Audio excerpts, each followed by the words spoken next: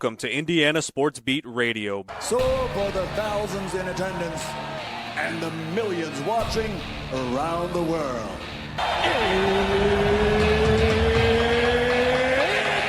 Time! 3 on the way. Oh! It went in! It went in! And Indiana wins the ball game! Know your role and shut your mouth, you jabroni! Float game for the win! Ayla's gone.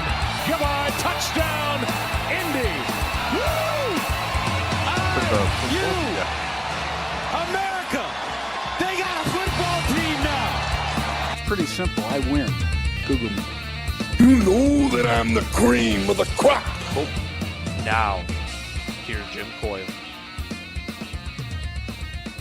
Yes, it is. Hello, everybody. Welcome aboard to another Thanksgiving-esque celebration as we get closer and closer to the day of Thanksgiving. Next weekend, right? Wow, it's here. Can't believe it.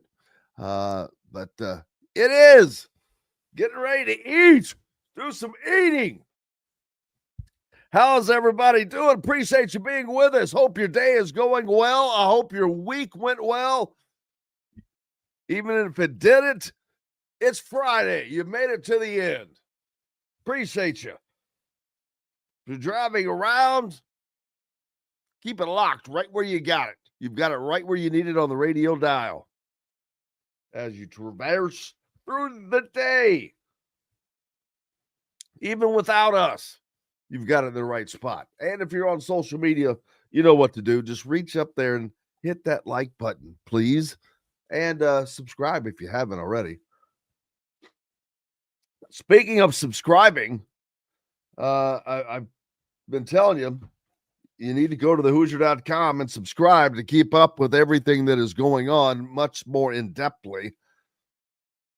And not only that, but big prizes throughout the as the president would say, prizes. We all like prizes, big prizes. We're going to do it bigger than you've ever seen. Biggest prizes in the world. Not really that, but nice Adidas gear. Here's an embroidered Adidas jacket. As you can see, I'm wearing one with the Indiana Sports Beat logo on there. I love that personally. Got the Tiger Woods look going today. Got the red shirt on. But we've already had a winner. First winner. Cameron Mead up in Valparaiso. He won a jacket. He's a new subscriber, but he's also in the running for that grand prize giveaway of the Adidas team issued winter coat that is like a $300 coat. That's actually not public. If you're the public, just can't get this. This is not accessible to the public. Quarter zip and an IU backpack valued over $400. Go to thehoosier.com, subscribe, and make sure you send me your user ID so I know it to put it in. Indiana basketball, not sure how much of a user ID they had last night. Not much of one. Today we're going to talk to James Fletcher. Looking forward to that. And we'll take a break here in a second so we can get actually to him a little sooner than instead of just talking to me. But James Fletcher is the On3 bracketologist, and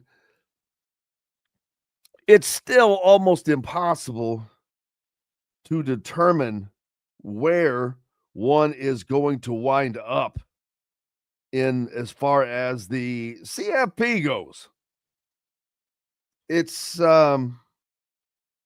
we got to play the championship games. We talk about whether these games are even necessary, and I don't know that they are personally. I would never have thought that I would have said that, but things have changed so much that all of a sudden, conference games, it's not that they don't have value per se as far as prestige, but now they're just kind of in the way of what is coming next. Because if you're in a conference championship, you have a team obviously capable of winning a national championship. And you don't want to get the guys hurt. You don't want to. You could use the rest usually. And a host of other things.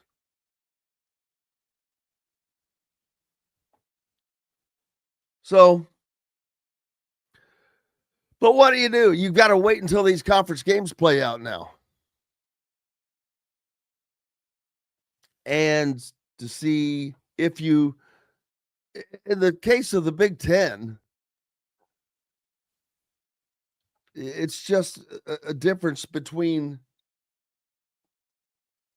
a seeding spot most likely for Indiana or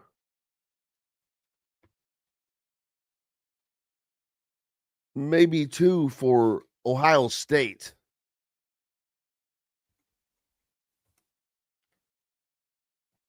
I don't know.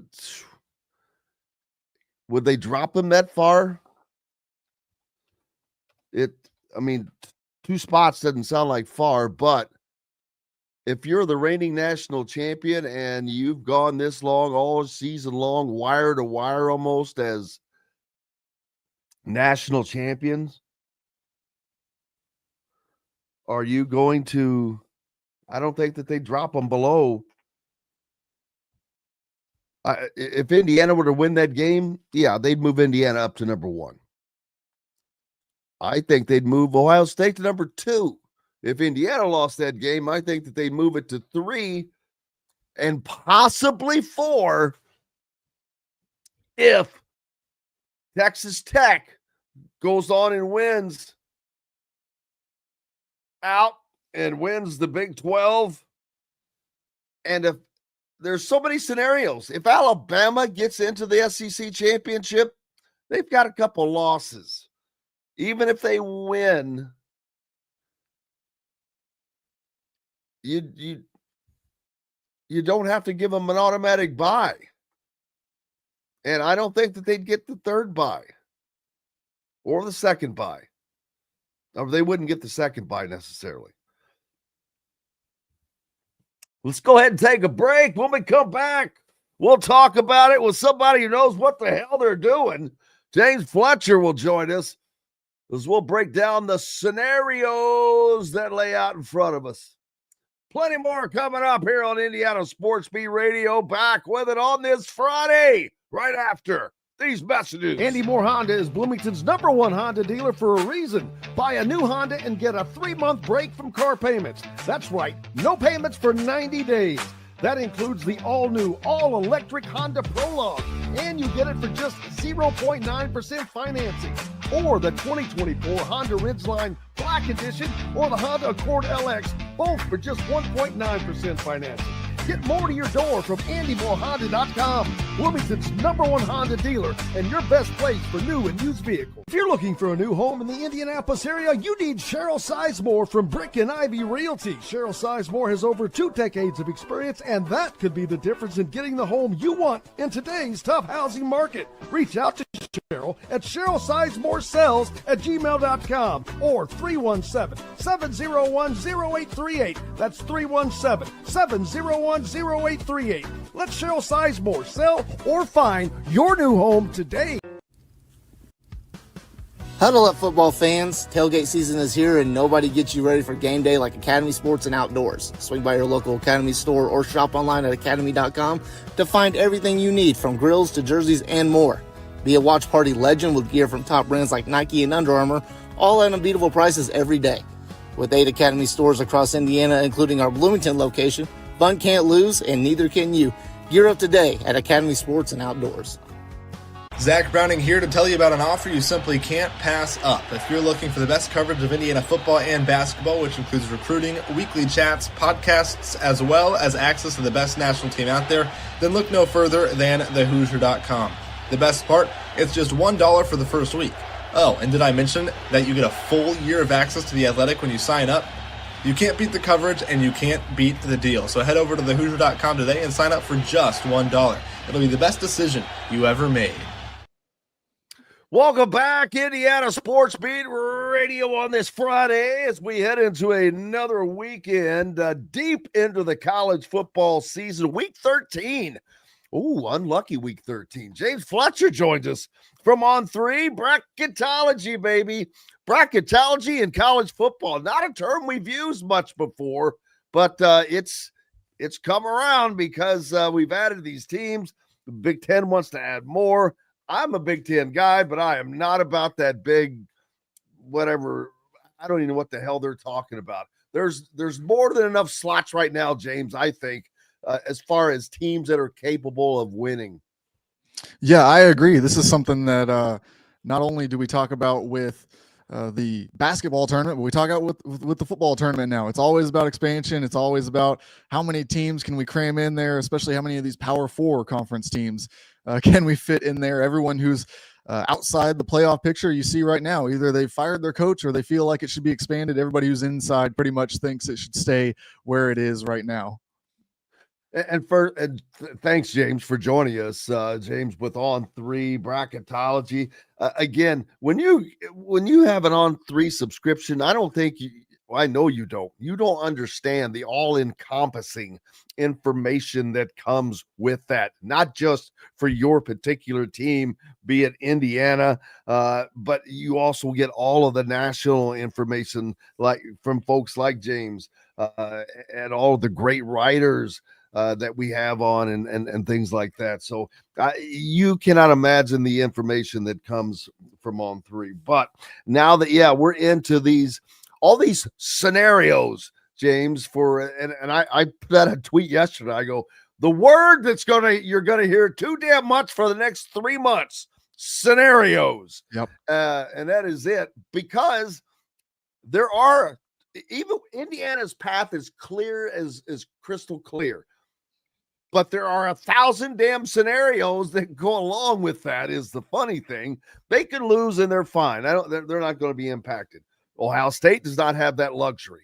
Mm-hmm. Then, even though you get to the Big Ten championship, you go in 1-2. I think if Ohio State loses, I think they only drop to the 2 spot. If Indiana were to lose, I could see them dropping them to 3 and possibly 4 because they want to get Texas Tech into that fourth, one of those 4 slots, and they're primed to get in there. Yeah, I think that's just about right. I think that with Indiana, we're talking about obviously you got to get past that Purdue rivalry game. You never want to take any rivalry for granted, but I think that one's about as locked in as you could get on that final weekend of the season. So once you get there, you talk about an undefeated regular season, and we've seen that this committee has been pretty solid in that they are going to rank the undefeated teams at the top, and then the 1-loss teams and the 2-loss teams. The selection committee, the new chairman, Hunter Yurachek, even said as much last week after they revealed the rankings. He said, just look, we did 0 losses, 1 losses, 2 losses. We're going to compare you based on how many losses you have against your opponents. So if we take that route, we're talking about Indiana. If they can win the Big Ten title, they're the number 1 seed. It's locked up. They have that spot. You're talking about number 1 and number 2. You win that matchup, you're going to get the 1 seed. You're going to go likely to, in that case, to the Rose Bowl. But if you lose that game, I think that you said likely there. They can't even for certain say that they're going to the Rose Bowl if they win the Big Ten championship. That's the thing that basically sucks. Yeah, that's the really interesting part of this is that they give preference to the number 1 team. And so Indiana would actually, their staff and administration would have a decision to make at that point. You have 2 Oh, so the teams get the decisions? They give preference to the conferences and their alignments with each bowl. But of course, the Big Ten has an alignment with two different bowls in this case. They have the Rose Bowl and then the Orange Bowl, which also has a tie-in to that Big Ten conference. So I would assume that Indiana, given the much deeper history they have with the Rose Bowl, would then choose that route. And of course, the historic significance of that bowl as well. I would believe they would choose to go that way. But of course, the Orange Bowl, a much shorter journey if they were to decide that was important to them and their fans being able to more easily get to that quarterfinal game. Yeah, and the fact that they've only played in that game once, and that was in 1968, I think that's another thing that the Big Ten Conference has done in the past. If it's been longer since you played in that game, and that Indiana has covered it all bases when it comes to that. I was just trying to think of a scenario, knowing that the Cotton Bowl is salivating.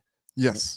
Salivating, wanting to get Texas Tech and there's nothing to say that they still can't get them in that bowl game, but if they're a top 4 seed, how does that scenario play out? So for Texas Tech to end up in that Cotton Bowl spot, we're looking at Texas A&M having to be the number 2 team above them and getting that Sugar Bowl slot, because that actually, it's interesting, if you go to the College Football Playoff website, their official frequently asked questions page, it singles out the Sugar Bowl specifically. In this case, we were talking about giving preference to the teams that have a conference tie-in. Well, the Sugar Bowl has a Big 12 and SEC, so whichever of those conferences has a higher ranked team is going to get that spot. So the situation where Texas Tech gets the Cotton Bowl would then, yes, be for Texas A&M to get the 2 seed. They go to the Sugar Bowl,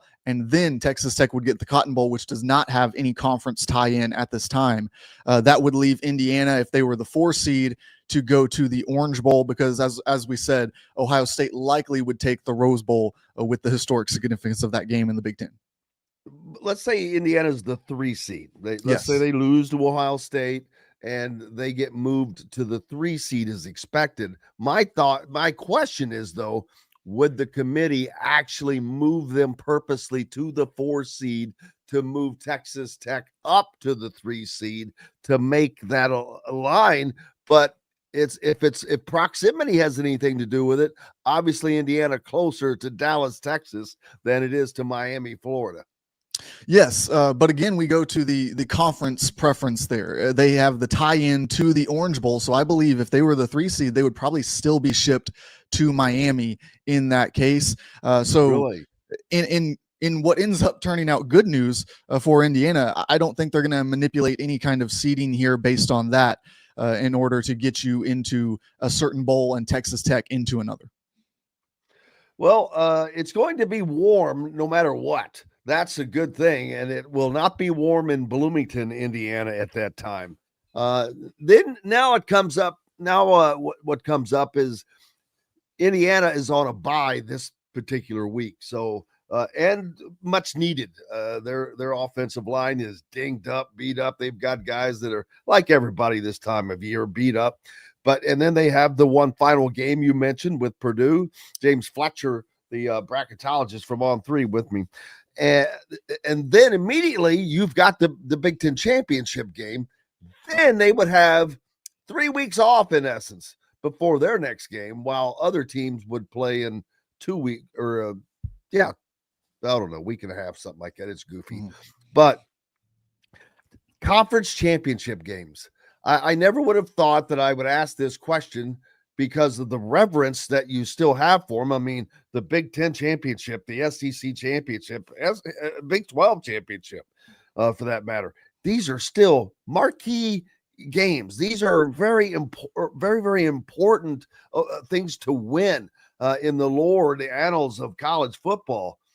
But now, with how things have changed, they're almost, I don't want to say a hindrance, but I don't know the right word to use for them, but unnecessary is one of them, unless you're a team that barely makes it into your conference championship and you can vault in the seeding. But usually if you listen to the committee, not a lot of movement coming out of these unless there's an upset.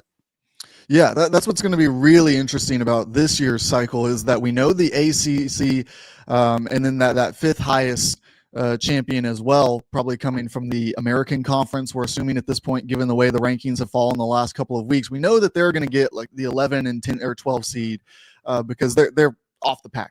Even Miami, the highest ranked ACC team, probably not even making their conference championship game. So that leaves us with the three conference championship games to talk about. The Big Ten one is likely going to be number 1 versus number 2 in the country. So you can't go wrong there. Like we said, they're probably both locked into those top 4 spots.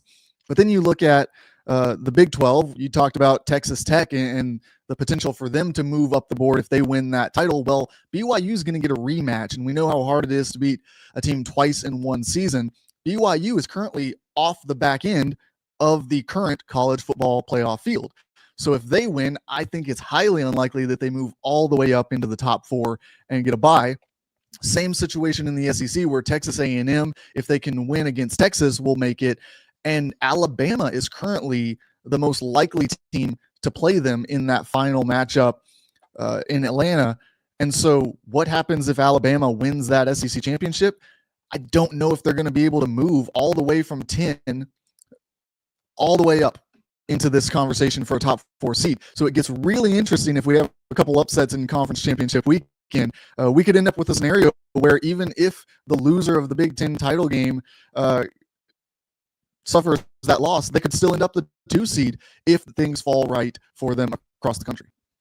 Yeah, it's because the SEC has got it a little wonky. I mean, it would be odd, but if Texas A&M stubs their toe against Texas, they're out of the top 4, but that would also potentially get Texas back in because I think Texas is out right now, and I think deservingly so.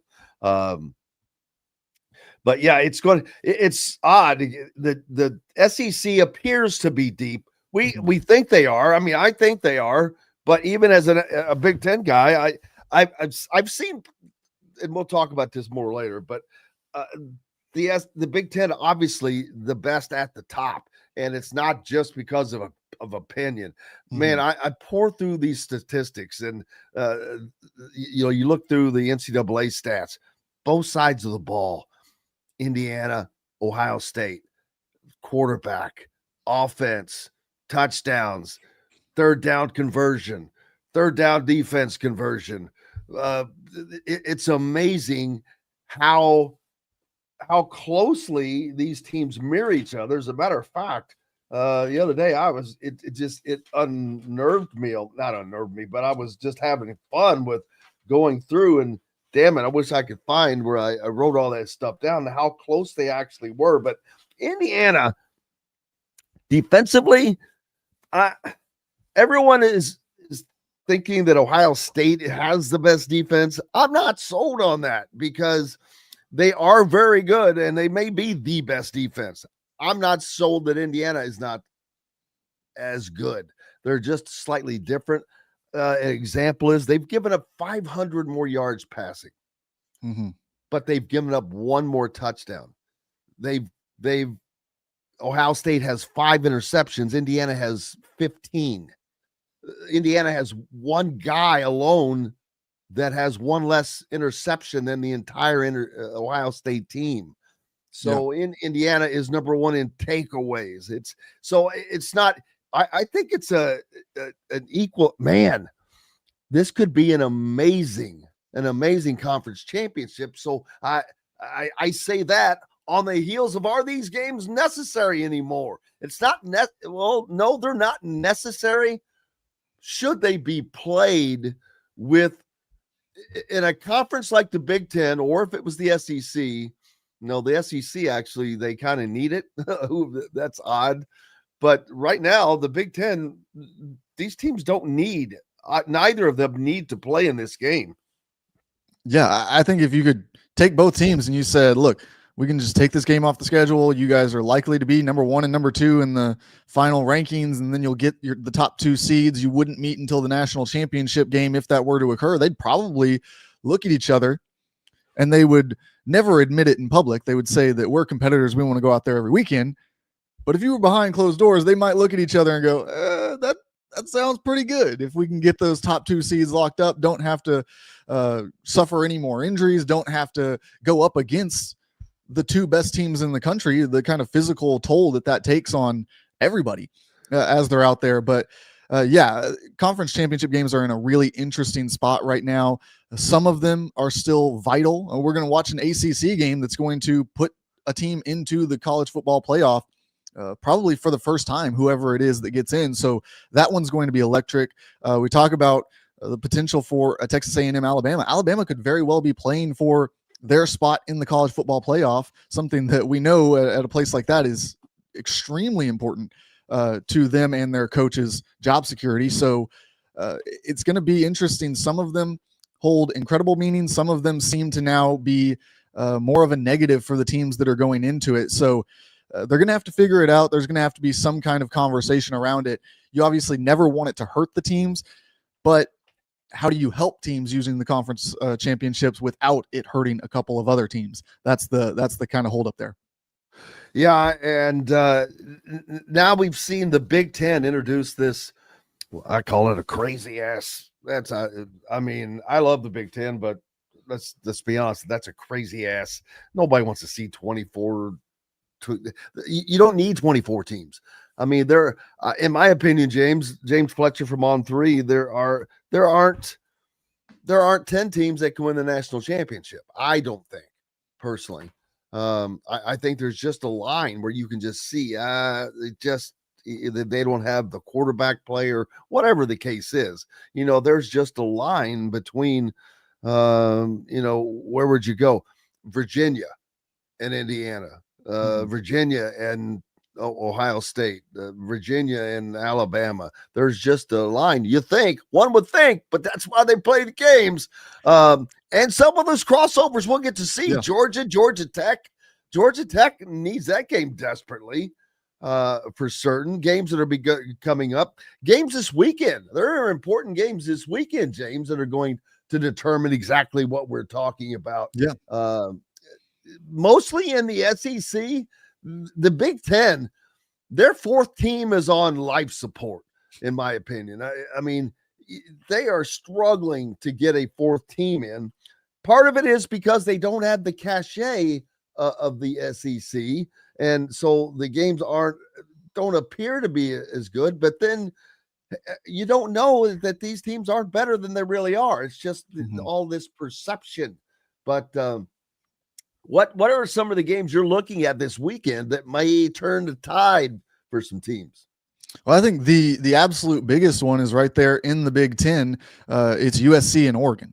That one is going to play a vital role because, look, we can pencil in Ohio State to that Big Ten championship game, but let's be honest, they have struggled with Michigan in recent years. That's still something they have to get off their back. Even last year, they win the national title. They still weren't able to take down a down Michigan team. So you look at that game, just kind of writing pin at your own peril, Ohio State into that title game, because if they lose to Michigan, we end up in a tiebreaker scenario that would then put likely the winner of USC Oregon to that championship game against Indiana. So that's the big one that I'm watching. It's kind of the like you said, that also increases the playoff chances for whichever of those teams wins. Oregon, I think it pretty much locks them in. USC, it would give them that fighting chance right now on the outside looking in to make it. And USC has been one of those teams that has been, I don't want to say an afterthought, but they've been like, okay, yeah, they can get in if, but they're still out there. They still have that if. Illinois does not have that if. Iowa has lost that if. As you just said, USC, the only team. Plus, they have the cachet of being USC, but they have a great offense. The Big Ten has got like 5 of the top 7 throwing quarterbacks in the country. which is amazing. When we used to consider the Big Ten the 3 yards in a cloud of dust. It's 3 yards is just the quarterback backing up to throw the damn ball. But yeah, it would be good for the Big Ten to get USC in, and especially if they could sneak a team in and then get a win.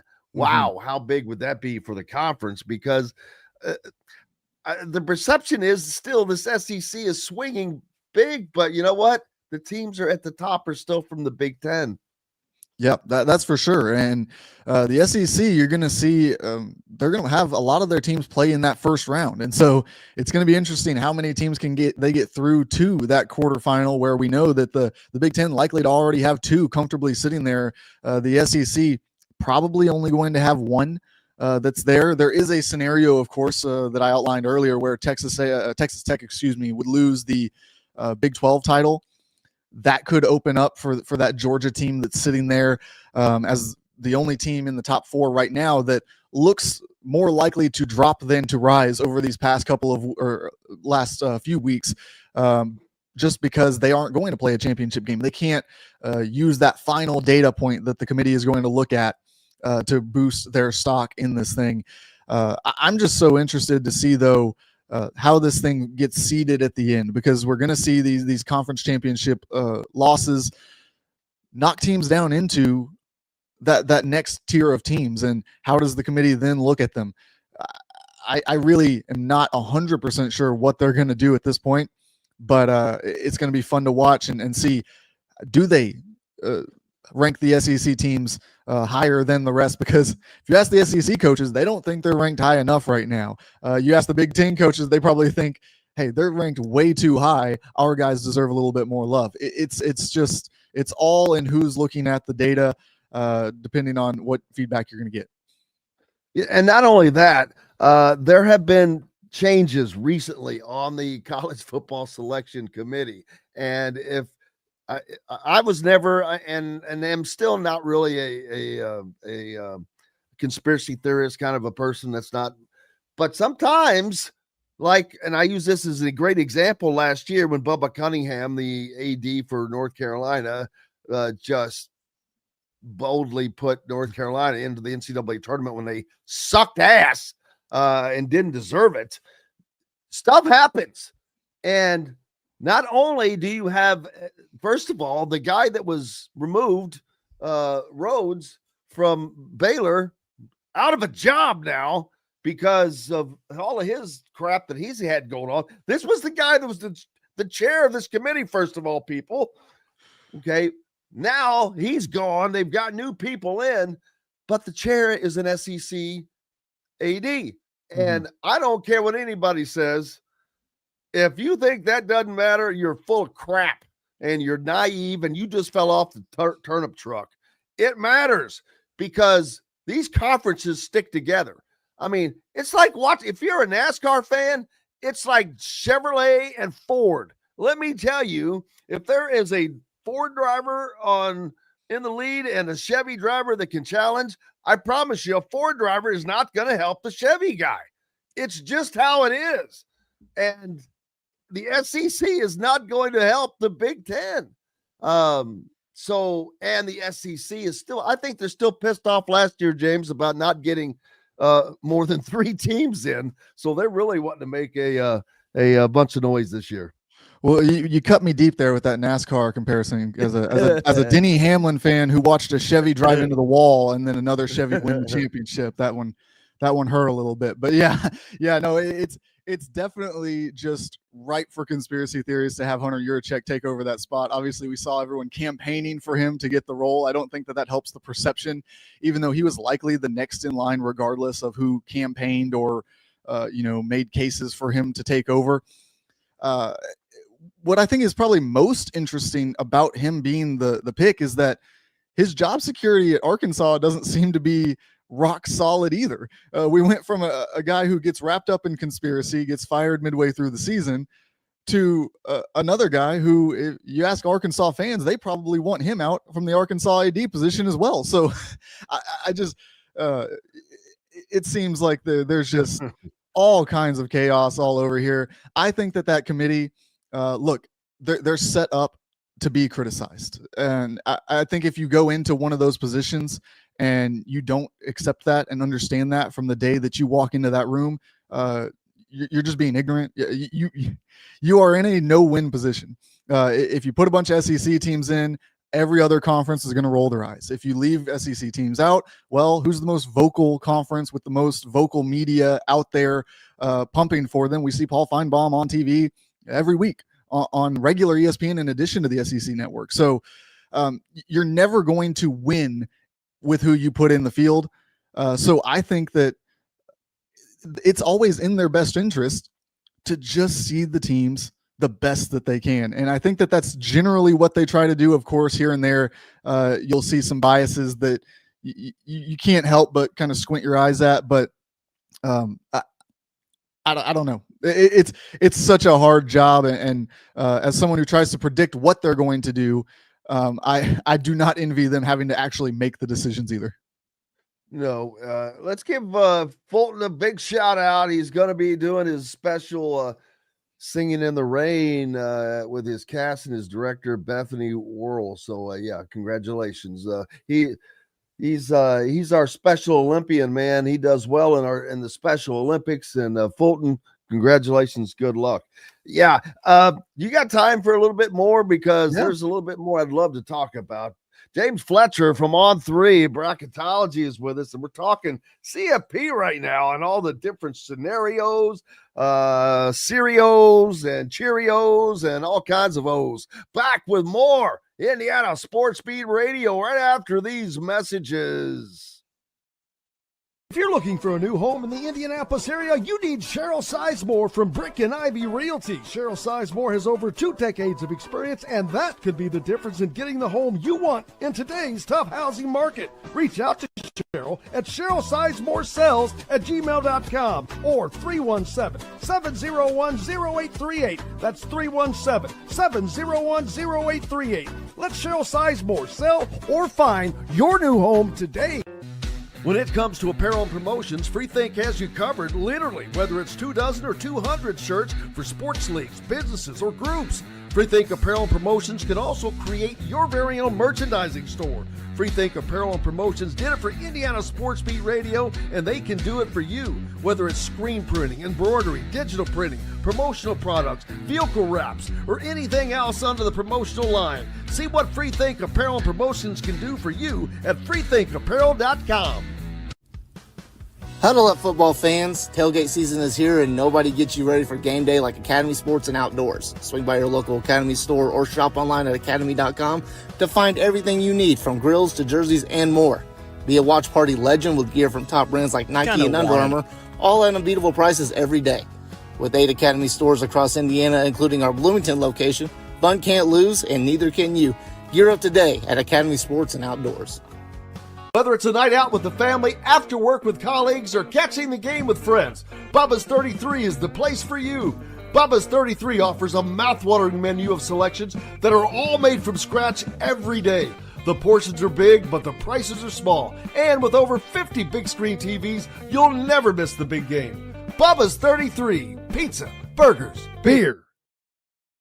Back Indiana Sports Beat Radio on this. We're getting closer and closer to Thanksgiving. Got some pumpkins all up and around in the studio, looks like. Yeah, not really, but pretending.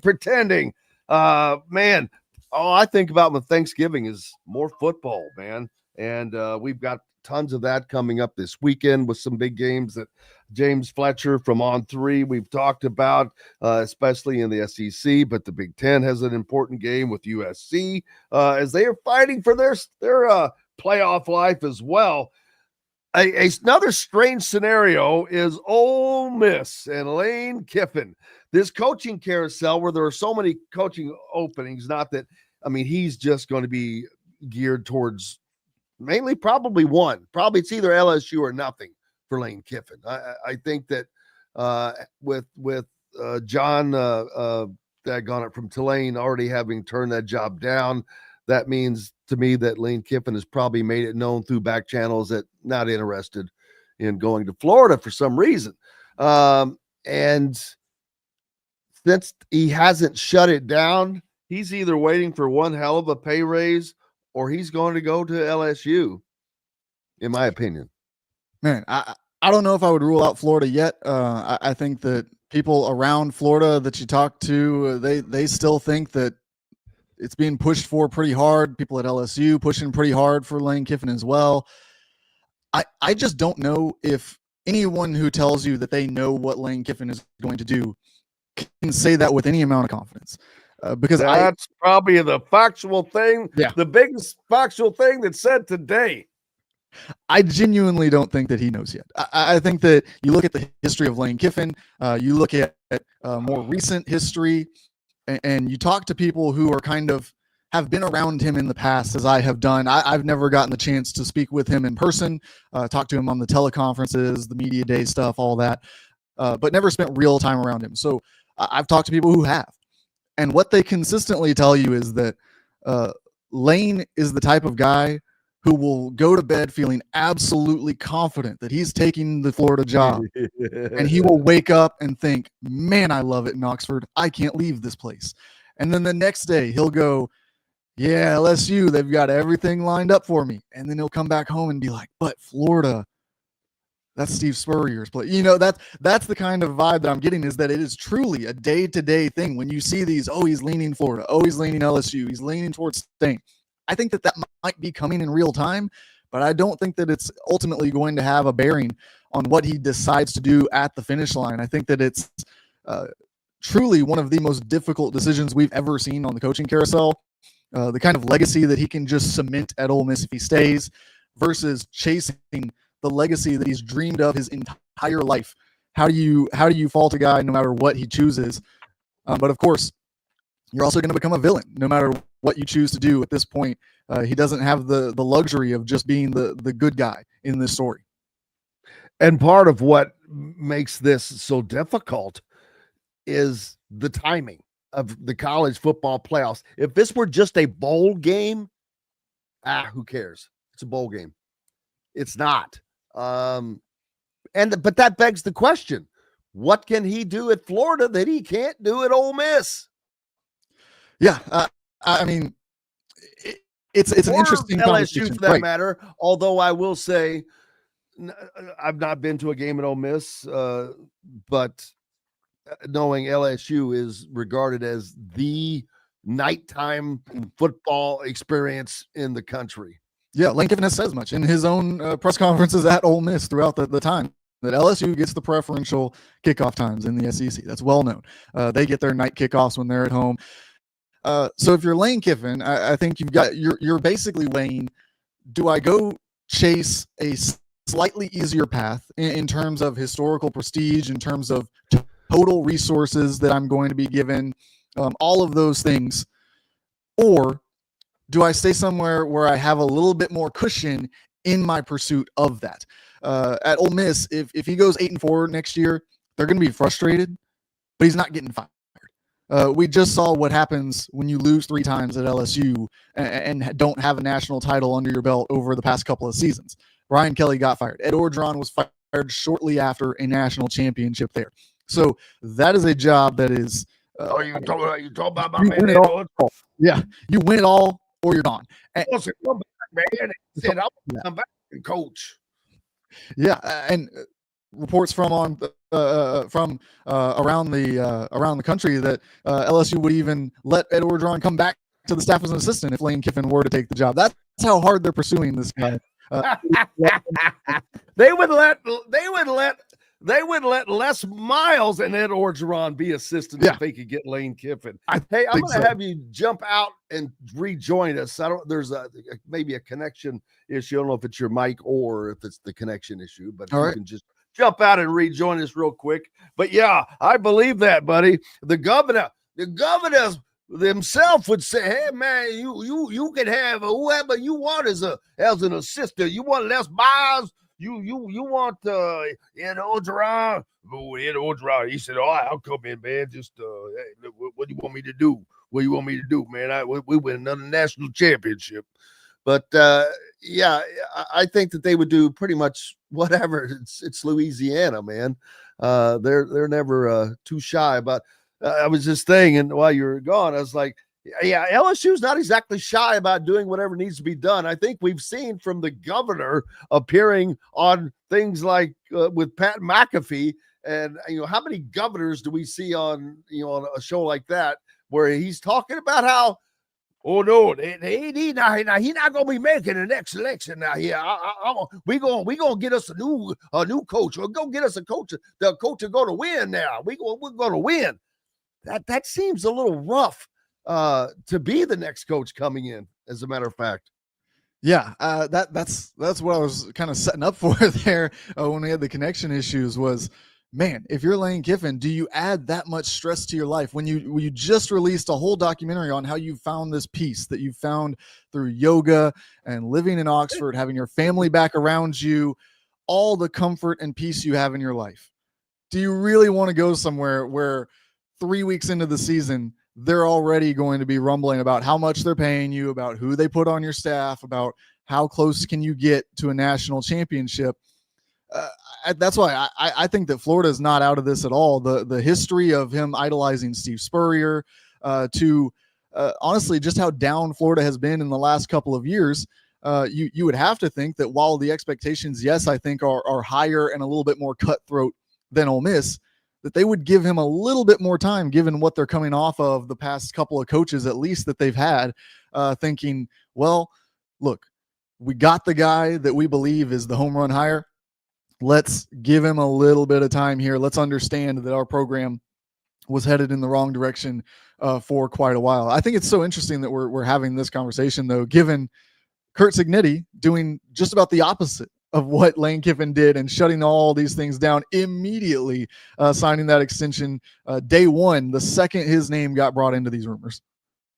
Yeah, and it's Lane Kiffin-esque for one thing, which is not a problem because I think that he probably handles that stuff easier than a lot of guys because he plays with the social media. He likes to have fun with it, where most guys are not, they're not really doing it that much, but it's probably something that he's seriously considering. He's been at Ole Miss for what, 5 years now, at least.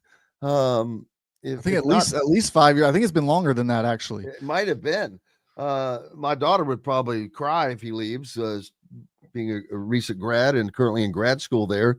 But yeah, I get back to what about the college football playoffs? What happens if? Because he can't wait. That's another thing. Because of the timing, you can't wait that long. If he were to leave, what would you do to Ole Miss? Is this akin to Florida State losing their quarterback a few years ago? Man, I think it's interesting to look at because we have the precedent that Florida State kind of got just booted out because they didn't have a quarterback. But with Ole Miss, I think that the committee has almost kind of pigeonholed themselves into what you can't drop Ole Miss. You've got them way too high up. You've already seeded these one-loss teams. You've made it clear that you're doing that based on how many wins and losses each team ends with. They're not going to go to the SEC title game. So you're not going to have that to lean on that, oh, they added another loss to their resume. You're looking at a team that's going to probably finish 6th in the rankings. And yeah, you could drop them down, but are you going to be able to drop them 5 spots just based on their coach? Which then leaves you with the question, if you're Ole Miss, if Lane is gone, what do we do? Pete Golding and Charlie Weiss, the two coordinators there, neither of them with any head coaching experience. I don't know. I think you almost have to try to make a hire before the college football playoff and get that new staff to immediately integrate there, which is something almost unprecedented in college football to try to do. And we're seeing a similar situation with John Summerall at Tulane and the kind of next up candidate for a lot of these jobs when his Tulane team is now slotted to be in the playoff. And don't forget that the coaches are the ones who put this transfer portal where it is. They are the ones who created this problem for themselves. Some of them don't like it, but the only guys that aren't going to like it are the guys that are still playing. Right. Exactly. And that's what I think was so interesting about that decision is that you've heard coaches argue, why are we putting it here? And it's just another decision by the NCAA. And yes, the coaches have had some input in this and some of the other decisions where you're clearly chasing an easier job. You look at your job and you say, man, it is so hard, the grind of having to deal with the portal and recruiting and prep for a bowl game. I just want to push it back. And then you push it back and you say, uh-oh, look where it landed. And so they're going to have to keep adapting this. They're going to have to keep tweaking these rules because it feels like with the NCAA in particular, and these coaches do it as well, they're just trying to get some pressure off of their plate, something off of their table in the short term. And it ends up having these consequences that they then have to deal with a year or two down the line. Yeah, and it's just going to be fun as the season itself continues to be incredible. Last year was the best in college football, and this year has been just as good with teams that you just don't know who's going to win it. And I'm looking forward to this playoff once we get there. But we've got plenty more to come along. James Fletcher from On 3 with me. And James, I look forward to having you back on as we get a little closer and determine exactly who, what, when, and where. Yep. Great to be on. Enjoyed talking. Thanks. You betcha. Make sure you are a subscriber to the On3, Hoosier.com. You can catch great information from people like James Fletcher and the myriad of great national writers at On3. We've got plenty more coming up. We're going to hear from Zach Osterman, from Alec Lasley, from the Hoosier.com. We're going to hear from Darren DeVries, Tucker DeVries, and Sam Alexis as the Hoosiers' kind of sleepy performance last night on the basketball court. Yeah, second in a row. Cause for concern a little bit, but because of who it was against, yeah, well, maybe not. But lots more coming up. Back with it right after these messages. Know a team or group needing a fundraiser? Boost Fundraising raises more money faster and offers the most unique and user-friendly online fundraiser in the nation. Your team receives personalized fundraising pages for each team member. Free team-branded promo gifts shipped to each donor. Boost Fundraising does it all. Sports teams, marching bands, charity causes, and community groups. Go to boostfundraising.com and be sure to enter the promo code COYLE, that's COYLE, to receive a discounted fundraiser. Whether it's a night out with the family, after work with colleagues, or catching the game with friends, Bubba's 33 is the place for you. Bubba's 33 offers a mouthwatering menu of selections that are all made from scratch every day. The portions are big, but the prices are small. And with over 50 big screen TVs, you'll never miss the big game. Bubba's 33, pizza, burgers, beer. Zach Browning here to tell you about an offer you simply can't pass up. If you're looking for the best coverage of Indiana football and basketball, which includes recruiting, weekly chats, podcasts, as well as access to the best national team out there, then look no further than thehoosier.com. The best part, it's just $1 for the first week. Oh, and did I mention that you get a full year of access to The Athletic when you sign up? You can't beat the coverage and you can't beat the deal. So head over to thehoosier.com today and sign up for just $1. It'll be the best decision you ever made. Huddle up, football fans. Tailgate season is here and nobody gets you ready for game day like Academy Sports and Outdoors. Swing by your local Academy store or shop online at academy.com to find everything you need, from grills to jerseys and more. Be a watch party legend with gear from top brands like Nike and Under Armour, all at unbeatable prices every day. With 8 Academy stores across Indiana, including our Bloomington location, fun can't lose and neither can you. Gear up today at Academy Sports and Outdoors.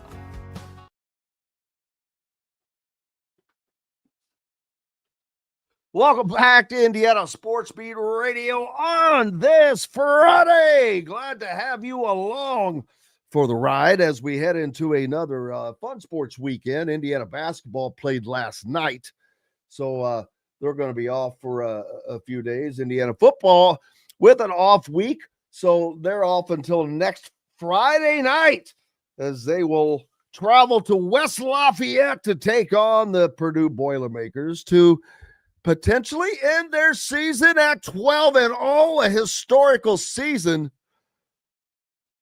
And it will is expected to be just that. Can it go to 13-0 and then more? Who knows? Katie bars the door. Last night, Indiana basketball had another sleepy performance. Zach Osterman, the IU insider for the Indy Star. All right, what do we got on today, Zach? I've got to see this. It's just a Blackhawks sweatshirt. Oh, Blackhawks. There we go. That looks like that would be very warm in Chicago. I can promise you. And looks like something I could have used a couple of weeks ago there. I think I bought it because I was in Chicago for a trip and it was underdressed. So that will certainly prompt one to do that. Indiana basketball on the floor last night, Zach. A sleepy performance, their second in a row, and I know some people are kind of ringing bells, but I'm like, it's hard for a lot of people to get revved up for a 6:00 Wednesday game or Thursday game during the week. And although you cannot excuse not being ready to play, I know that I'm not sure that this team that's going to be their MO. Yeah, I mean, I think there are some things you can draw from a game like that are concerning. The rebounding is just going to be an issue all year long. I think we could tell that even in Puerto Rico. And if it's a problem clearing the defensive boards against Lindenwood, then it's going to be a bigger problem doing it against, Big Ten teams. And I know, we heard from Sam Alexis and Tucker DeVries last night that, we just got to be tougher. We'll get it fixed. And I'm sure they will be better. But in the same breath, I mean, this team's played what now? 5 regular season games in addition to 5 preseason games. It's not like they haven't. It's not like this. It's not like this wasn't a point of emphasis before, I guess is what I'm trying to say. So there are some things that are concerning. I think you can count on Lamar Wilkerson to shoot better than 4 of 17 from behind the 3-point line, especially at home last night. In general, I think that this team is probably going to go through some offensive malaise at times this year. I think that's just something that's going to happen when you have a team built around 3-point shooting. The reality is that you're going to get a little bit. You're going to live on the more extreme ends of the variance spectrum sometimes. There are going to be nights when the shots just don't go in, and it's going to look like we're talking about here a lot worse than if Indiana had made 3 more threes last night, they would still only been 12 of 28. That's about 38-40%. That's about where I think this team's going to wind up shooting for the season more widely. And if they'd made 3 more threes, they would have won the game 82-53, and nothing about it seems particularly sort of noteworthy. So, your point, I think, is valid too about the start time and the crowd and the energy in the building and all that. I would worry a little bit about fatigue. And this is not necessarily something that's going to hit right now, but this team's clock did start, a lot earlier than what is normal because of the preseason tour. They were practicing and playing games in the summer. And, you're in these games now where Tatum Conaway is playing 28 minutes, Lamar Wilkerson 32, Tucker DeVries 35. I think a weekend off before the Kansas State game would really help this team. But, it's kind of one of those where you're trying to figure out what matters here and what doesn't. And I suspect that there are going to be elements of this that we'll look back on and say, well, that was a bit concerning. But I think there's also going to be elements of some of these games that just aren't going to matter very much in February, if that makes sense.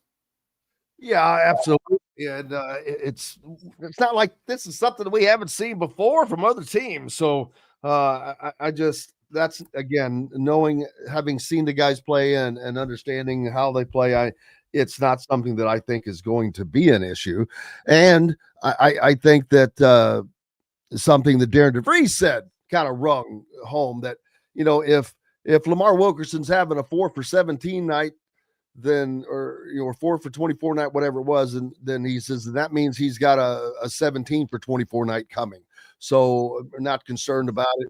it's going to happen. You just hope it happens in the games where it's more difficult to get other parts of your game to be superior against the opponent. A game against Linwood or any of these Alabama A&M and sort of you can, I don't want to say sleepwalk through them from a shooting perspective and still win. You're not going to be able to do that against Kansas State, against Louisville, against Kentucky. So that's what you want to make sure that the Pistons are firing. Yeah, definitely. And I mean, I think that Kansas State game is going to be a fascinating test. I mean, Kansas State's already beaten a couple of high major teams. I mean, not necessarily good high major teams. They beat Cal at home in a shootout, and then they buried Mississippi State last night. Now, Mississippi State, I suspect, is not very good this year. They've not looked particularly good this year, but still, I mean, Kansas State's numbers this season in terms of scoring 93, 98, 99, 84, 98. Like Kansas State has been putting up big numbers. They're incredibly efficient offensively. I think that is going to be a very sort of real test. I mean, that's at least right now, Wildcats are a top 50 team in KenPom. So I think that game suddenly becomes more of a barometer of where this team is, especially because, and I don't think you take things too much away from Indiana, but that Marquette win is fading a little bit. Marquette is just really struggling right now. They've lost to Maryland. They've lost to Dayton at home. I've said it several times. I think Milwaukee is a better team than Marquette. Yeah, I mean, maybe right now at least. But the point is, I think that the Kansas State game is going to be maybe more of a barometer than what we thought it might be when Indiana threw it on the schedule, because I think Kansas State might wind up being a little bit better than what we expected this season, especially offensively. I think it could be a game that frankly provides some fireworks when you look at the pace these two teams play at. And if you're Indiana, it is maybe a little bit of a test of, hey, you've kind of had a couple sleepy performances here, against Incarnate Word. It was kind of the second half defensive lull. Against Lindenwood, it was the rebounding effort. Against both teams, frankly, it was an offense that just couldn't quite find its way out of second gear for any sustained stretch of time. But this is the kind of game, if you're Indiana, you need to be winning it, but you need to be expecting a bit of a test too. And I think there's some ways in which Indiana can kind of take advantage of Kansas State, but there are some ways I suspect Kansas State is really going to stress test Indiana as well. And it's going to be, it's going to be, especially because Indiana gets the weekend off to kind of rest and prepare and maybe recover a little bit. It's going to be really, really interesting to see what it looks like next Tuesday. Zach Osterman, the Indy Insider, or the IU Insider for the Indy Star, rather, with us as he is each Friday. Zach, something probably not a lot of people are paying attention to, but is really a big event behind the scenes with the Big Ten, is the potential of the Big Ten, in essence, selling part of itself to a private equity firm. That would be a first for a conference, but I think that this is a step in the wrong direction. The University of Maryland's Board of Regents has come out publicly and denounced this as anything good for the league. I think it's Michigan has, not Maryland. What it's sorry. I don't know why I said Maryland. But it's just, honestly, it's important. Just because, I mean, there's a lot of they swing a bigger weight. Yes. Yeah. So and is it USC, the West Coast team, or UCLA? I can't remember. I think it's USC. It's USC. Yes. Yeah. So and this is the Big Ten's attempted infusing a bunch of cash, a couple of $1 billion into the league. But are you selling your soul to do that? And does the Big Ten need to do that right now? Yeah, so I mean, there is a lot to kind of there's a lot to unpack with this private capital deal. And I don't expect you to break. No, I mean, there's every conference has explored this, at least at some level. Even the ones that have said, "Oh, our ADs don't want it," or "Our presidents don't want it." Like no one out there hasn't explored this, because costs are going to keep rising, and frankly, for a lot of schools, television revenues are not. The Big Ten will, the SEC will, everybody else is staring at a very uncertain financial future. Not that like all the money's going to go away, but that after so many years of sort of college sports as this media rights boomtown, that is slowing down considerably. And we can have a separate philosophical conversation about whether people should have been more responsible and should have built out more of sort of a rainy day fund, because like 10 years ago when the O'Bannon lawsuit sort of concluded, you could tell where the idea of player compensation and amateurism was going, and college athletics just kind of buried its head in the sand and kept spending and spending.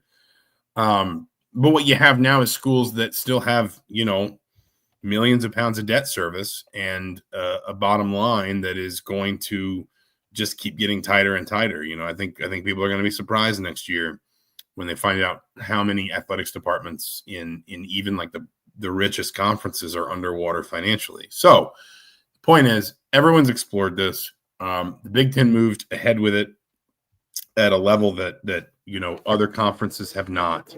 There have been objections from Michigan, which is one of the schools that, as you say, swings a heavy bat, but also maybe is sort of least in need of this kind of capital infusion. Worth saying there's also probably some political sort of complications there. I don't think Michigan was very pleased with the way Tony Petitti and the conference office kind of conducted the conference's response to the Connor Stallions situation and the science stealing scandal. And I'm not picking a side on that. The point is, I think there are some unmended fences there that may be playing into this as well. I don't want to oversimplify it. My impression is that USC just feels like it's not comfortable entering into this arrangement unless it gets more money. Which is ironic since they're getting a full Big Ten share right off the bat of joining the conference when basically everybody else that's come in, has had to stagger their way up. And they haven't done jack squat, to be honest with you, on football or basketball. Well, so the Big Ten is quick to call this private capital, not private equity. And they argue that the difference is that there's no debt incurred and there's no payback obligation. So this is the University of California pension system retirement fund. I'm not sure exactly how it phrases itself. This is the investment arm of that fund. So this is the arm that's taking money out of that fund and investing it to grow that fund for the future. It's called UC Investments, and what's proposed is that they buy a 10% stake in what the Big Ten will form as an organization called Big Ten Enterprises, where the Big Ten will funnel all of its revenues, television revenues, bowl revenues, CFP revenues, everything through Big Ten Enterprises. The idea being even that the Big Ten will start negotiating commercial and marketing sponsorships on behalf of all 18 schools together. The belief that if you bundle that if each of those schools, negotiates its own individual deals, then the power of those individual brands will not be as great as the amount of money that the Big Ten would be able to get from, like Coca-Cola. If the Big Ten says, we are now going to make Coca-Cola the official drink of all 18 Big Ten schools, then Coke will give the Big Ten enough money that everyone will get more than if they negotiated their own beverage rights individually. Kind of like Notre Dame and NBC. Yeah, I mean, very similar. I mean, honestly, like the best comparison, and this is kind of a little bit of a nuanced history lesson, but in the 60s, 70s, 80s, the NCAA controlled television rights access to all college football. And the NCAA negotiated on behalf of literally all of its members how many games were going on TV, where they would be broadcast, et cetera, and all that money was spread evenly. In 1984, a bunch of the big schools got took the NCAA all the way to the Supreme Court, and basically the Supreme Court ruled in the Regents versus Board of Trustees of the University of Oklahoma that the NCAA's control of football TV rights was a monopolistic practice and broke it up.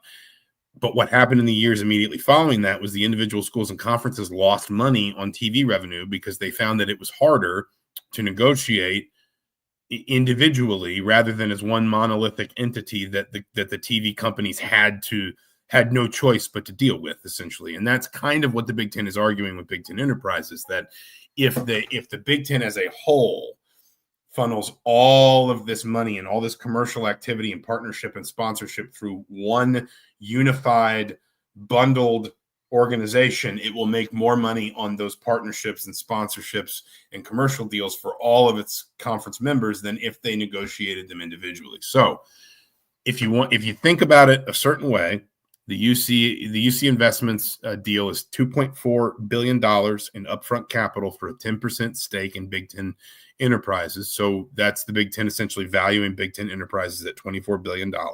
So basically the conference at $24 billion.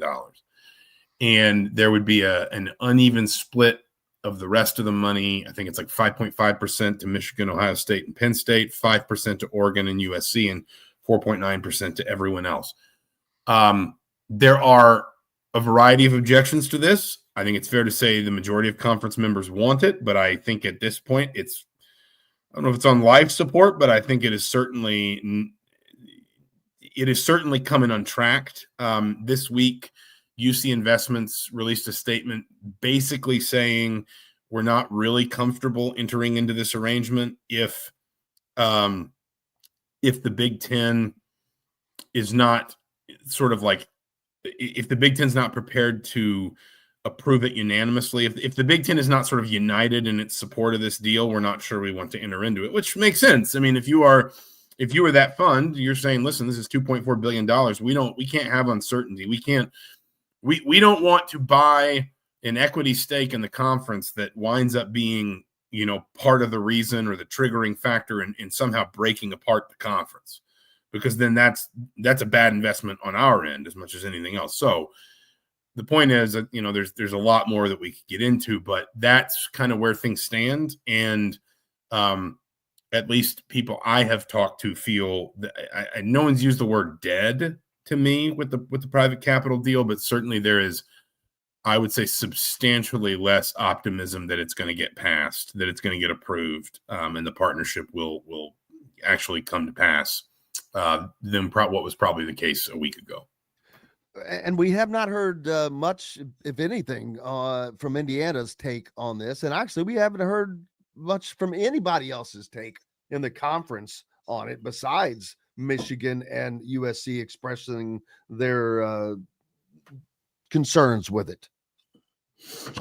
Yeah, no, I mean, the rest of the conference has generally kind of tried to hang fire on a lot of this. And the legitimate concerns I think that Michigan in particular might hold is that one of the arms of this agreement is a 10-year extension of the grant of rights for all Big Ten schools. So anyone who's followed kind of the drama in the ACC will know a grant of rights is like a legally binding structure that grants, it does what it says, it grants the Big Ten the authority to essentially bundle the individual sort of rights, broadcast rights, commercial rights, whatever, of all of its schools together and then represent them on their behalf. What that does is it essentially is signing over branding rights to the Big Ten, which means it is the structure most directly holding a conference together. And anyone, again, who followed the drama in the ACC will know the ACC's grant of rights goes through, I think, 2036. Clemson and FSU have been exploring ways to try and get out of it. That was resolved this past year when the ACC created a staggered television payment plan. It is perhaps worth pointing out that this would usher in a world of uneven revenue distribution in the Big Ten as well, which has long been something the conference has resisted. But there is sort of this is, I think, the Big Ten trying to create a sort of bulwark against losing schools to a potential super conference. But a school like Michigan has the money and the political sway to say, well, we don't we don't necessarily need to sign that grant of rights. If we don't believe this deal is good for Michigan, what's our incentive to locking ourselves into the Big Ten for another 10 years? And I don't think the Big Ten's going to break up tomorrow. Like this stuff doesn't happen overnight. Like because for a while today, like November 21st was being sort of floated as the day that the Big Ten might potentially vote on this. And it was widely reported that the Big Ten was even prepared to vote without Michigan and USC and sort of say, we're going to approve this deal across the rest of the conference. And if at a later date you would like to join on, then we will bring you, sort of into the fold. I don't believe that's happening today, but it does speak to the wider idea that, when you see something like a conference breaking up, it does not happen overnight. There's not one precipitating nuclear event that just fractures the whole thing forever. It is sort of a steady erosion of the foundation that's sort of holding everything up.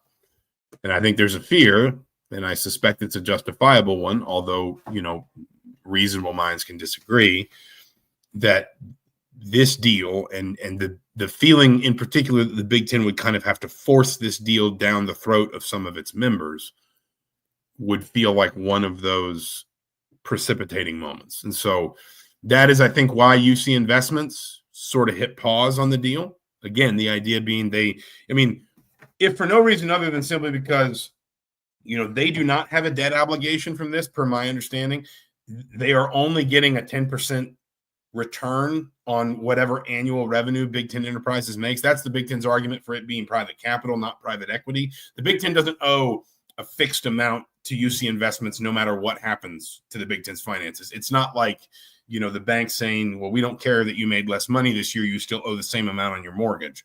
It is UC Investments saying we will take a 10% share annually for at least the next 15 years of Big Ten revenues because we believe that in the long term, that will be more money than the $2.4 billion we're putting in up front, that will get return on investment.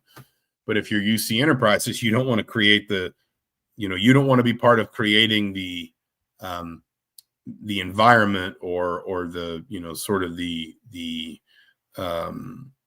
helping sort of contribute to the idea of fracturing the Big Ten, because then your investment becomes less valuable. So, this is all stuff that, like, I know people, want to, I know people are really fatigued by all this, and I totally understand why. And you start talking to people about it, and they just kind of, after a while, I think they roll their eyes because, you're a fan, you just want to watch sports. You just want to watch the game on Saturday or Tuesday or, whatever, or the soccer game on Sunday, whatever.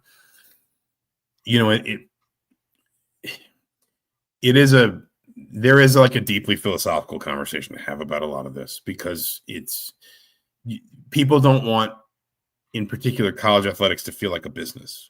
And I understand why. Too late, unfortunately. Well, but it's hard because, for example, you say you don't want college sports to behave like a business, and it doesn't, because if it did, it would only sponsor 2 sports because only 2 sports make money. But in the same breath, how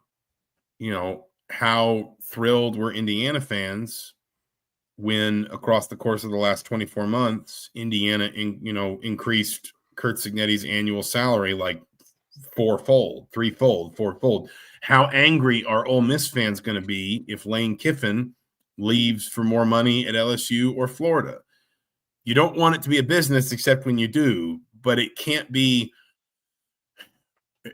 It can't be both without some significant financial complications. And I'm not necessarily endorsing the idea of, private capital in college sports, but, the money has to be real at some point. It can't just be, you have to pay the bills somewhere, somehow. And if you can't, you have to make some difficult decisions. And that's when you start wanting college sports to behave more like a business, and it's complex. But listen, I mean, these are just the problems of our time. We have been having this conversation in different ways, and there have been, so many, cries of wolf throughout college athletics history. This is an incredibly complicated time, and there are going to be some things that emerge from this that I think people won't like very much. And when I say this, I just mean this era in college athletics. But I don't think it's going away, and I don't think the things that make it popular are ultimately going away either. And I think people will figure it out. I agree. There's nothing we can do about it other than deal with it. Indiana football off this weekend with an off week, of course, as they all take on Purdue next Friday evening, looking for a 12-0 undefeated regular season for the first time in program history. The basketball team off until this coming Tuesday when they will host Kansas State. Zach, you have an open weekend. There's still some big stuff going on campus. I don't know if I'll be allowed by domestic responsibilities to get out, but obviously soccer's got an NCAA tournament game on Sunday against St. Louis. Volleyball's hosting number 1 Nebraska, a team that's only lost one set all year, not match, set. And I believe, if I'm not mistaken, the get-in price for that game was over $350 last time I checked. So yeah, go to StubHub. Go to StubHub and look up the tickets for IU Nebraska at Wilkinson Hall on Saturday night. Wow. Yep. Penn State football get-in price is like $2 this weekend. IU Nebraska volleyball is, and I mean that a lot of that is reflective of obviously Nebraska. But it is a big moment for Indiana. I mean, if Indiana set a program record. Yeah, Indiana's like ranked. Indiana's going to the NCAA tournament. Indiana's got a really good chance at hosting games in the NCAA tournament. Like, this is almost certainly the best regular season, at least, maybe the best season, full stop, in Indiana volleyball history. I don't want to minimize any of that when I say if Indiana beats Nebraska on Saturday night, if Indiana even gets Nebraska to 5 sets on Saturday night, it will be one of the most remarkable results of the fall sports calendar across all of Division I college athletics. Like, Nebraska volleyball is dominant right now at a level that that is almost kind of hard to comprehend. Like, again, they have lost one set all season. Not match, set. They have swept everyone they have played except for one team that beat them one time. And they won that match 3-1. If Indiana even gets it to 5 sets this Saturday, it would be hugely impressive. If Indiana won, it would be the biggest upset win in the history of this athletics department. And that's not reflective of Indiana. That's reflective of just how dominant Nebraska is right now. Like, this is, I'm not trying to be hyperbolic, but like this is something akin to like the Soviet hockey team in 1980. Like, that's what Nebraska volleyball is doing this season. And so, if you have $350, feel free to turn out for that match. It's going to be a big one. And then soccer on Sunday. I mean, it's the beat don't stop, but I think it is certainly for IU football. I think it's a really well-timed bye. You could tell, I think in that Wisconsin game, players look tired. There are multiple players clearly playing through injuries. There are players Indiana wants to get back. Sounds like Elijah Surratt is getting closer and closer, As of last weekend, I expected him to play in the Purdue game. We'll see kind of what things look like building up to next Friday night.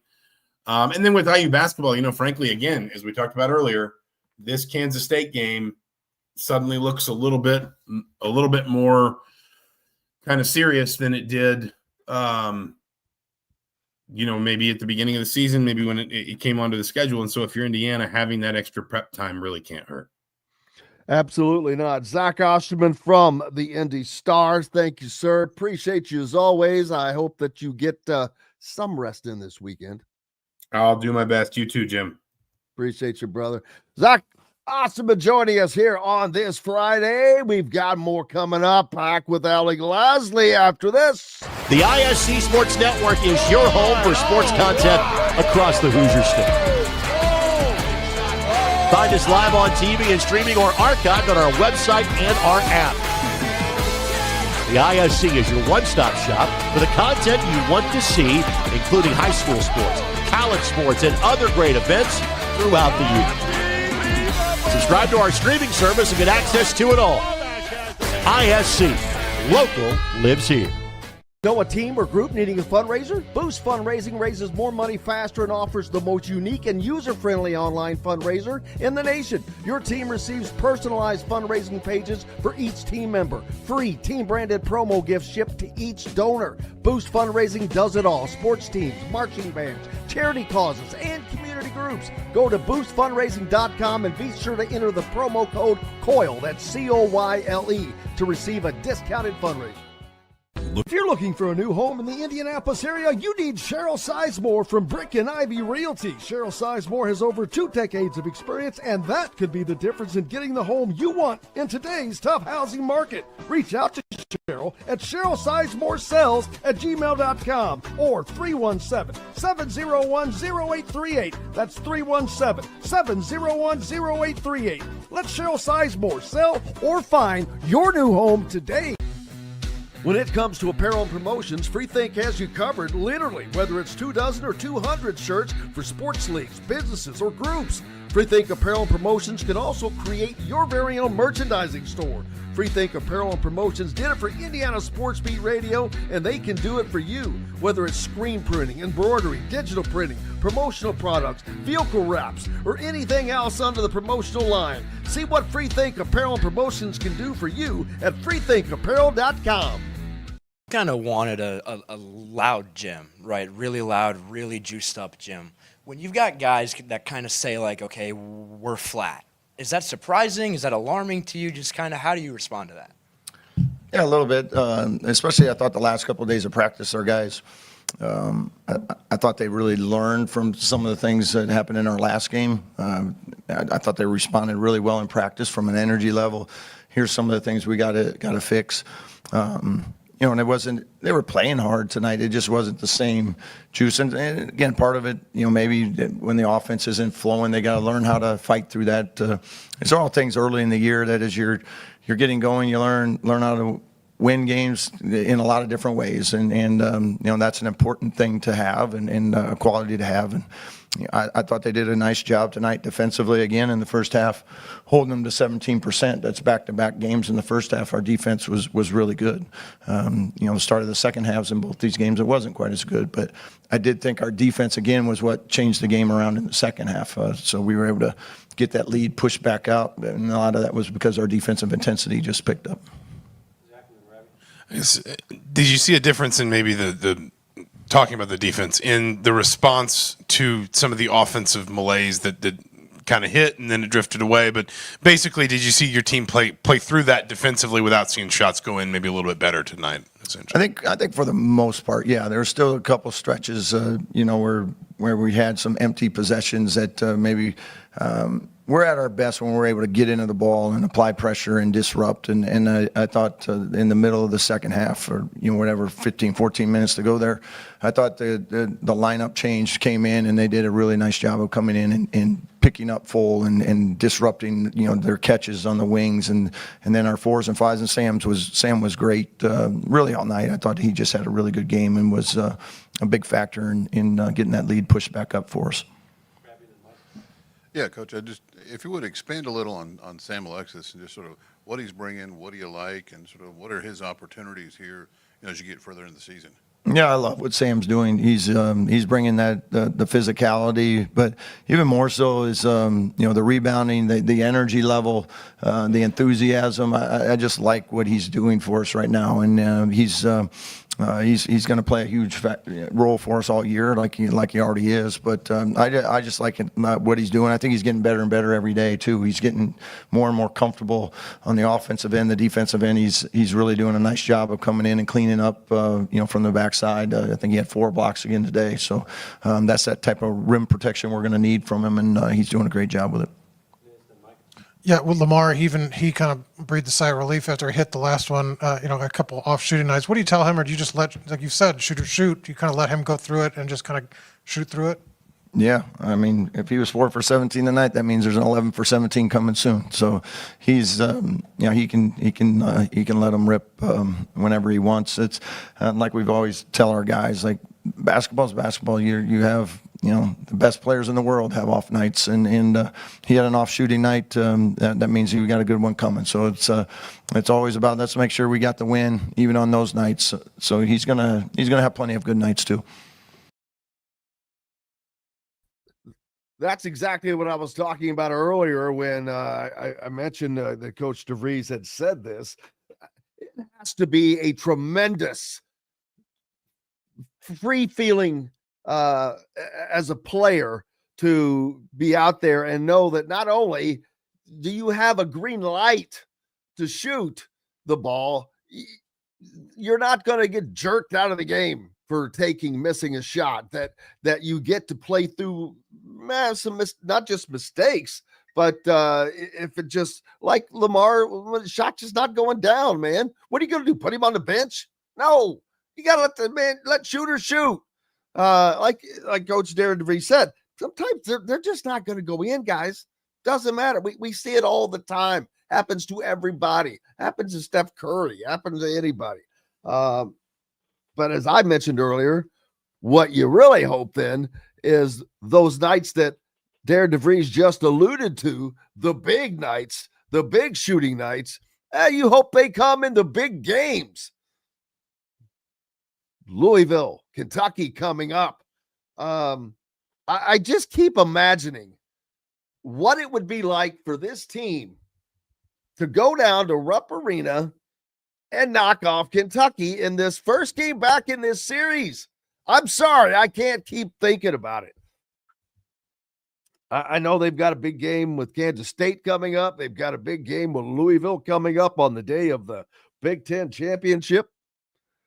But that Kentucky game, I can't get it out of my mind. Mercy.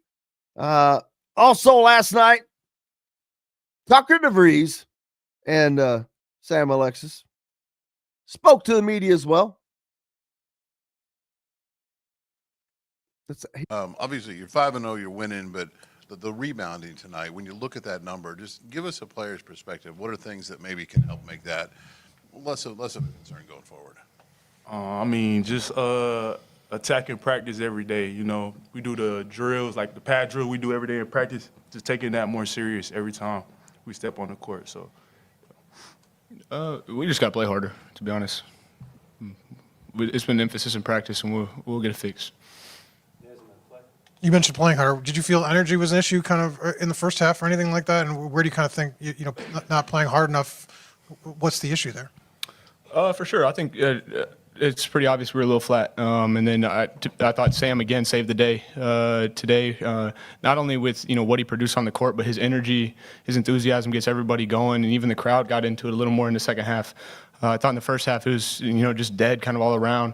It was important for our team to bring the energy, and coming out when he came in for the first time in the second half, he really brought it and changed the game again. Alec Lasley will join us when we come back. Indiana Sports Beat Radio on this Friday. More coming to you right after these messages. Andy Moore Honda is Bloomington's #1 Honda dealer for a reason. Buy a new Honda and get a 3-month break from car payments. That's right, no payments for 90 days. That includes the all-new, all-electric Honda Prologue, and you get it for just 0.9% financing.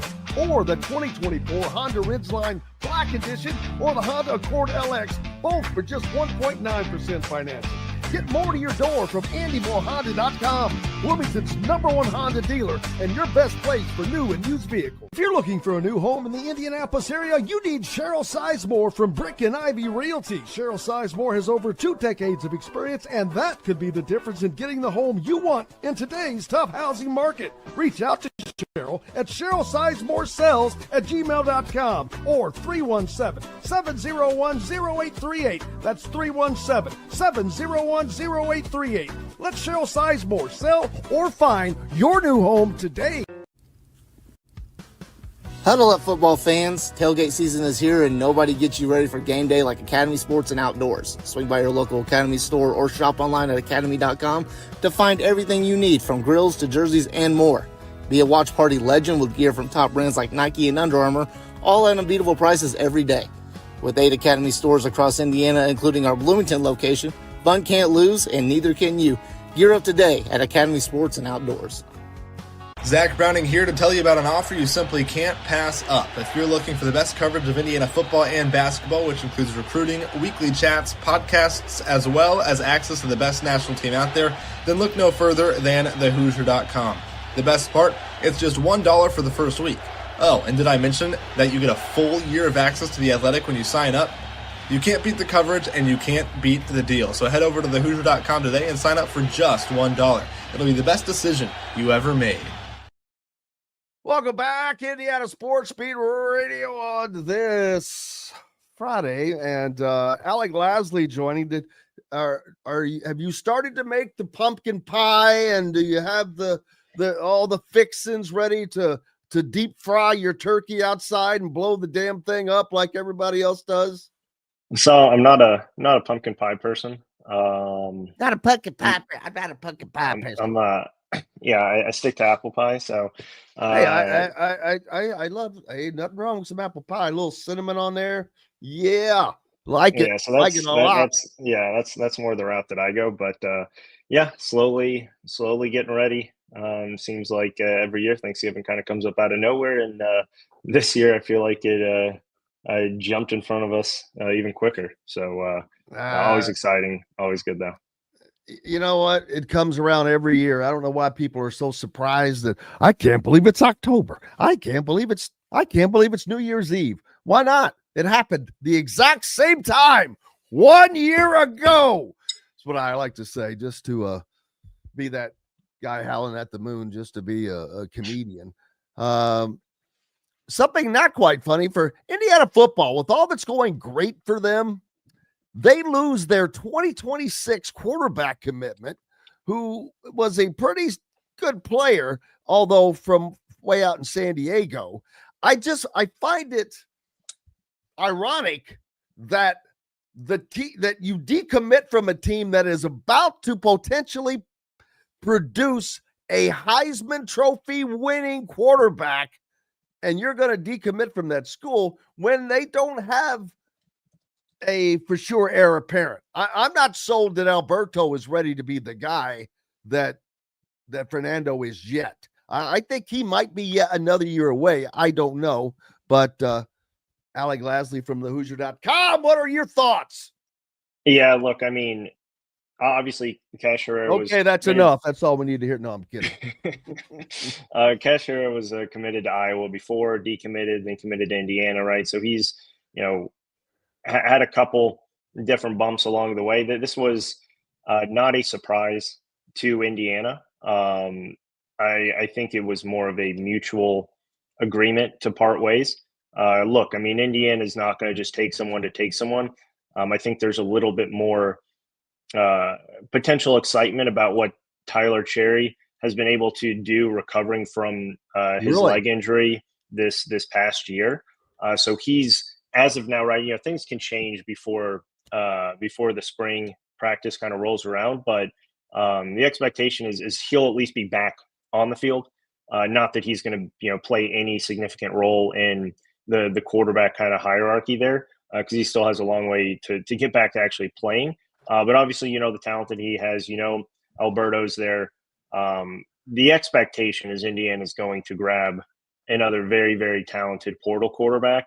And based off of what you've seen with Curtis Rourke, based off of what you've seen with now, obviously, Fernando Mendoza, you go from Sam Levitt.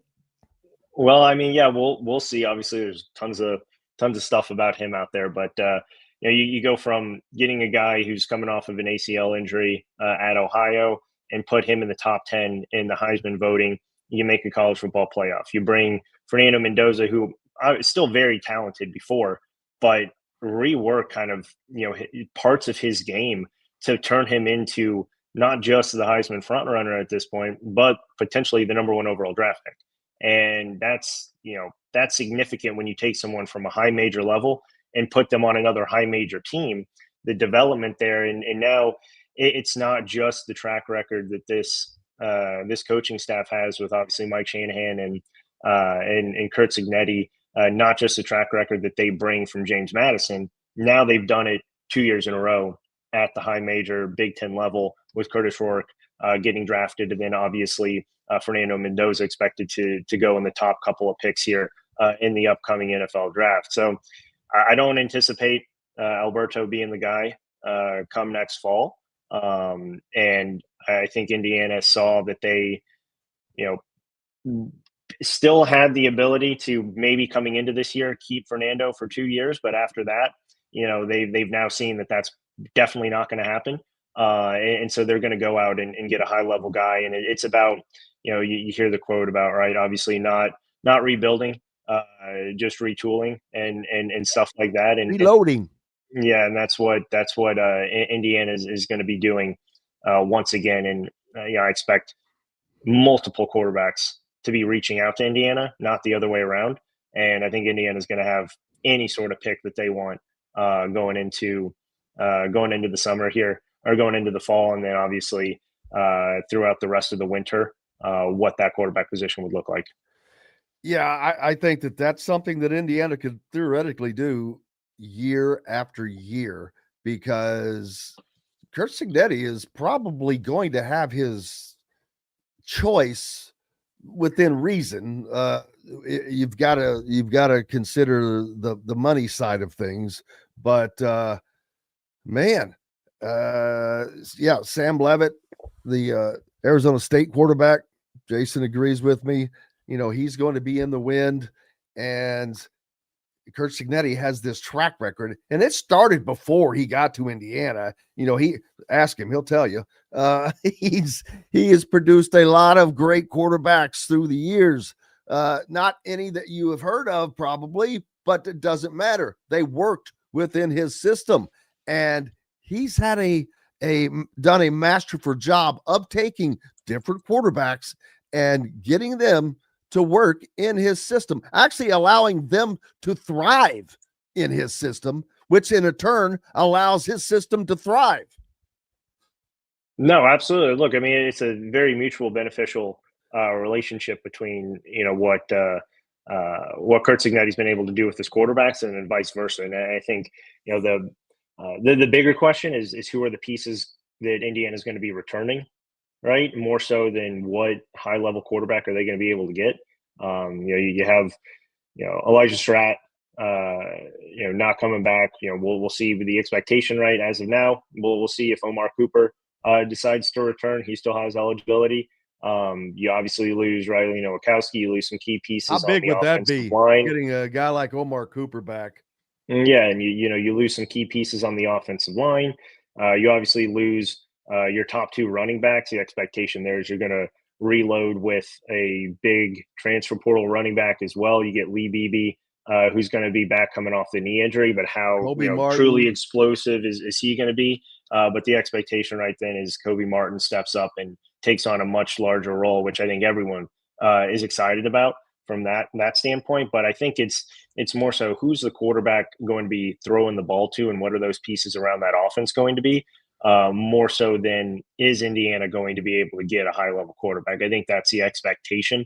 And it's more so the question marks around who that quarterback will be. But, Mike Shanahan, obviously, and Kurt Cignetti have built the reputation to put out powerful, explosive offenses. So there's no doubting that that's going to happen once again next year, regardless of who's on the field. Exactly. And no, you cannot expect an undefeated season. And throw in a name that I didn't even mention there, Charlie Becker, right? So you could potentially have Charlie Becker and Omar Cooper throwing. Forget about him. He's done okay.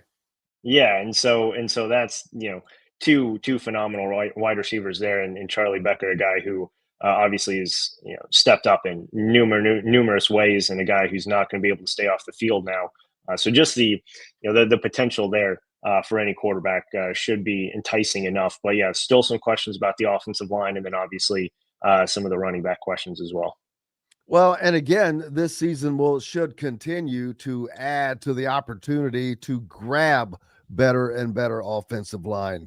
And the defensive line I'm still shocked on how well they replaced the production they lost. My gosh, they lost some seriously good players. And boy, that D line has just stepped up for the most part. No, absolutely. I mean, I think obviously the injury to Kellen Wyatt was significant, but the play of Stephen Daly, right, his emergence, and it goes back to what this coaching staff does in the film room, and their ability to see the skill level translate from the mid-major level now 2 years in a row to the high major level.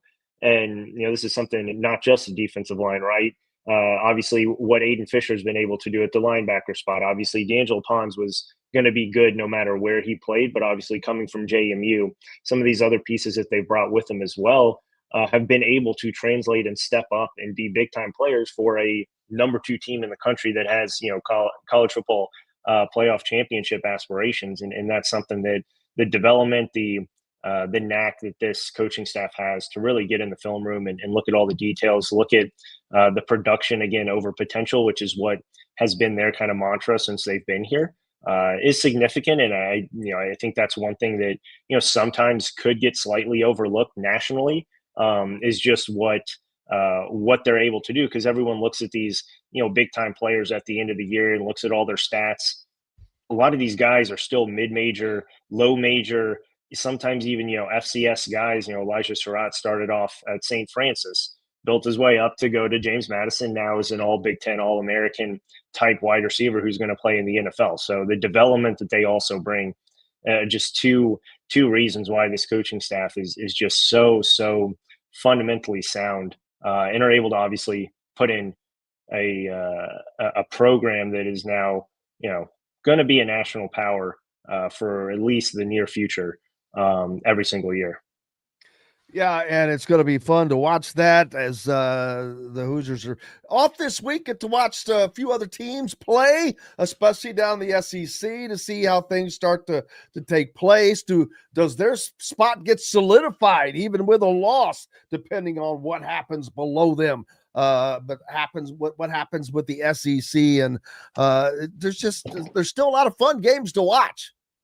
No, absolutely. I mean, I think the interesting part was to hear the new college football committee chair last week, or I guess this past Tuesday, right? The first reveal after he took over, and really talk about Texas A&M and Indiana. I thought that was interesting because all the conversations up to this point with the committee has been 1 and 2, not necessarily 2 and 3. We've always talked about, and I've always thought that Indiana, A&M, and Ohio State are clearly the top 3 teams nationally, and then there's a significant drop off after that from about 4 to 7, 4 to 8. But it was interesting to hear him talk about the Texas A&M comeback. Obviously down 27 points to South Carolina. The ability to come back, and he brought up part of the conversation a couple weeks ago when Indiana obviously had to come from behind to beat Penn State, a team that obviously has not lived up to the expectations and does not have a great record either. But the conversation that he had was both times in the second half, A&M and Indiana looked like the number 2 and number 3 team in the country.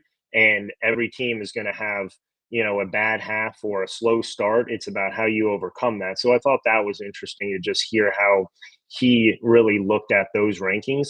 We'll see what happens, though, moving forward, right? I mean, I think the expectation is you're going to go in to championship weekend with these 3 teams being the top 3 teams. And then, we'll see how things shape up after that expected Indiana-Ohio State showdown and what the rankings look like following that game. I think that's what everyone's anticipating, not only from that standpoint, but who's going to get the Big Ten championship, who's going to get potentially the Heisman Trophy from Julian Sayin or Fernando Mendoza at that point of the season, and obviously what happens in the college football playoff seeding for those 2 teams. A lot of stuff on the line, baby. What we made it through. Alec Lasley from thehoosier.com. Thank you, sir. Make sure you go to thehoosier.com, become a subscriber, get entered for lots of free great giveaway merch as well. give a subscription away for a great gift idea for your favorite Hoosier friend, family member, whatever. What a great gift. 50% off, free subscription to The Athletic. Entered into for some great gear. Hell, the grand prize package worth over $400. All kinds of good stuff, Alec. Absolutely. Make sure you take advantage. Obviously, great holiday gifts for just about anyone, and no better coverage out there than what we have over there. So definitely take advantage. That's going to wrap it up for Indiana Sports Beat Radio today. Appreciate each and every one of you. Thanks to James Fletcher from On 3, Zach Osterman, Alec Lasley. Most importantly, each and every one of you. Without you, we've got no reason to be here. Until Monday, I'm Jim Coyle. I will see you on the radio. Thanks for listening to Indiana Sports Beat Radio. Be sure to subscribe to our YouTube page for more clips and team coverage of Indiana basketball, football, and more. You can also find full episodes and tons of other content on thehoosier.com. We'll see you next time for another edition of Indiana Sports Beat Radio.